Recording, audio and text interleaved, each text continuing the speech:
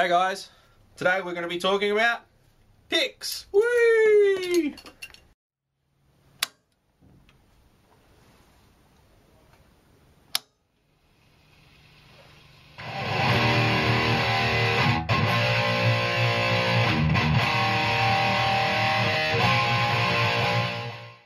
Alright, so we're going to be talking about the James Hetfield signature Blackfang picks. This is one of those big bulk pack boxes that you get, and you get the gauges that you get are 0.73mm, 0.94mm, and then the really thick ones 1.14, which is what James uses on stage. So you get, actually, how many do you get? You get a lot. So I've had this box, see it's almost empty. I've had this box for about 3 years, and you know how often you lose picks. All those picks that I just threw up in the air, they're gone. They're just in a black hole somewhere. I don't know, gremlin stole them. So yeah, I was so sick of losing picks that I just wanted something bulk that I could just shove my fist into and pull out a handful of picks at any one time. And I've never been without a pick since then, since buying this box. So this was a really good idea. These are pretty expensive, but they have these really sharp tip on them. Unlike a normal pick, it's got this on it. So I don't know if you can see that in the video about the difference in there. What I might do is I might refocus and show you a little bit up close.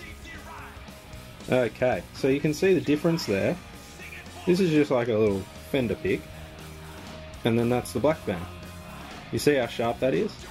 That makes a big difference. Like, the jazz picks are very sharp, you know, the big stubby ones. Those ones are very sharp, but they're a little bit too small. I was very clumsy with them, and you couldn't be loose with it, like if you're doing strumming or something like that.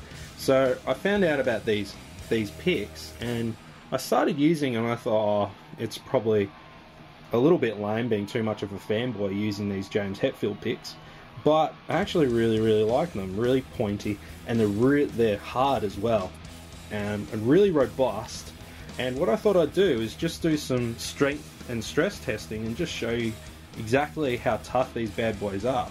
So we'll cut to that and you can have a look. Okay, for this test I'm going to give it to my dog. See how excited it is to eat this pick. No, you can't have it. Not yet. And you're just going to see how tough this thing is. So you want this? Do you want that? Is that good? Give me the pick back. And you see, the slobber on my hand, but the pick is fine. So the dog was munching on that, and it is perfectly fine. It's pretty tasty too, so if you're running out of food, just feed them the picks, but the dog's not going to be able to chew through that. Dogs can chew through bone, but not through these picks. They're very tough. Isn't that right? Yeah? Okay, for this test, I'm going to take this pick, and I'm going to attack it with a match. Just broke the match. One take, folks.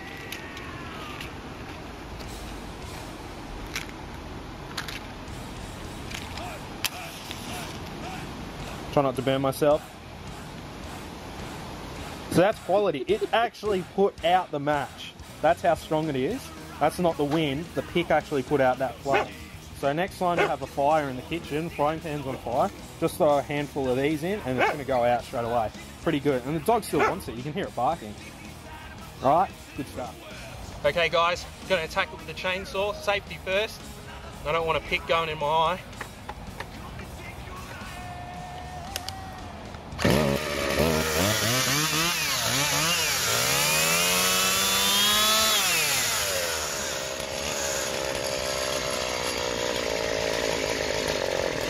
Alright, hang on. Let me find the pick.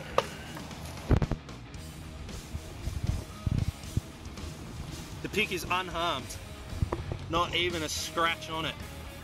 In fact, I don't even think that the chainsaw will start now. I reckon it's probably broken it.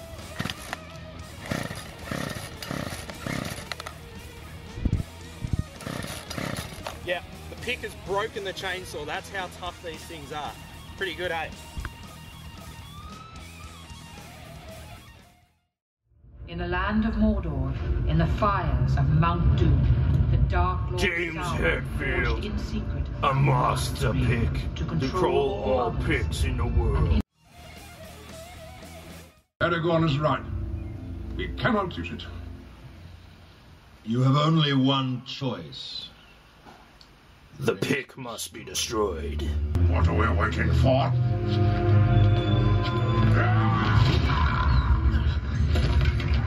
In all seriousness, this is a really nice pick, and I really enjoy playing with them. And every person, with the exception of acoustic guitar players, that I've given these to, because I buy them in bulk and just say, listen, you want to try these picks, and I'll give them, you know, half a dozen or so.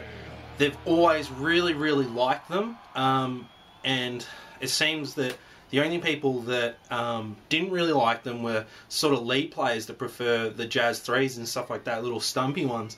But they're really, really good, and they're really tough.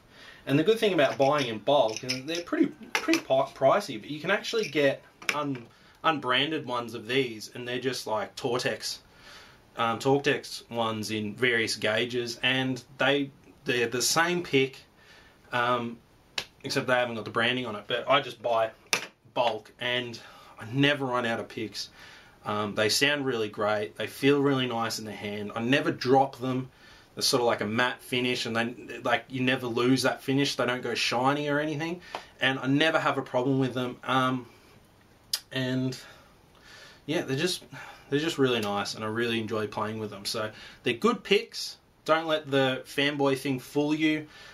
Try them out. They're really good picks. What are we waiting for?